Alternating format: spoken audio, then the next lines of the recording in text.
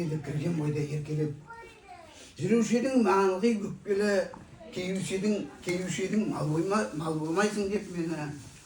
Сол сөзіңді сірә қайтып аларсың ау шамасы, Атышулы Баймағамбет сұлтанның маған берген сыйлығына қарашы. Төрде тұрған әкесінің алдына маң-маң басып барды да, алтын жіппен әліп берген жақысы сұр ішікті тастай салды баласы. Иә, сөйле деді әкесі.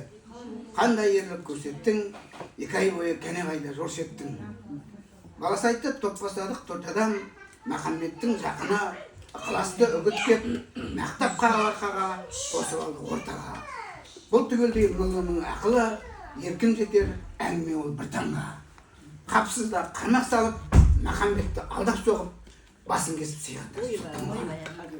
Ой залымай, жүзі қара залымай, мұнша залым екеніңді қалай келген танымай.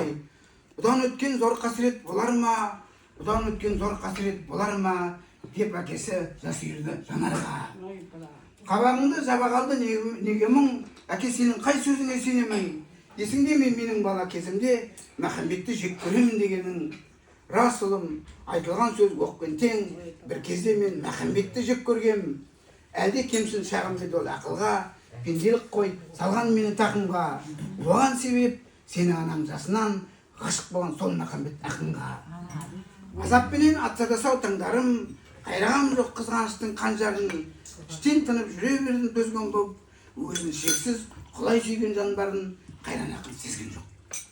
Анаң марқым ол дегенде от жалындап, көзінен тамсанатын нақ бір бақыт табардай сөзінен, ұлы ақынға дегенің кір сезімін көрге бірге ала кетті өзімен.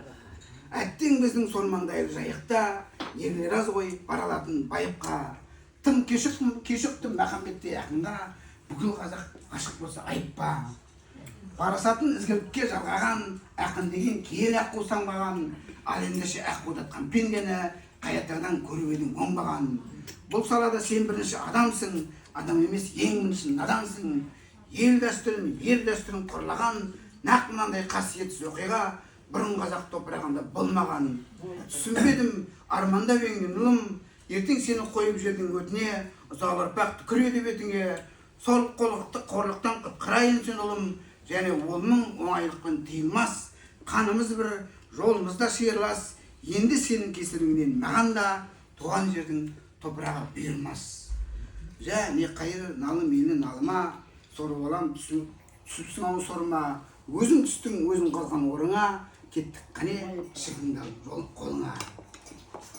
Ұясына күн түреді батқалы, түксүйеді мүйгінің күн сатқалы. Олар үлкен қара жолға түсіп ап, бір төбенің қасына кеп тоқтады. Мынау төбе саған соңғы шығаршың, болатын ұғарсың. Сен әрине құралайды көз қатқан, атқан оғын маздатқан, менің мерген екенімді ұмытпаған шығарсың. Деді әкесі құлазып нар көңілі, дір-дір етіп ұмытқам жоқ деді ұлы. Балам үміт қызығымның өлшемі, қайғым болдың сенің менің еңселі. Басына шыққан мына төбенің, осы арада қалдырамын мен сені.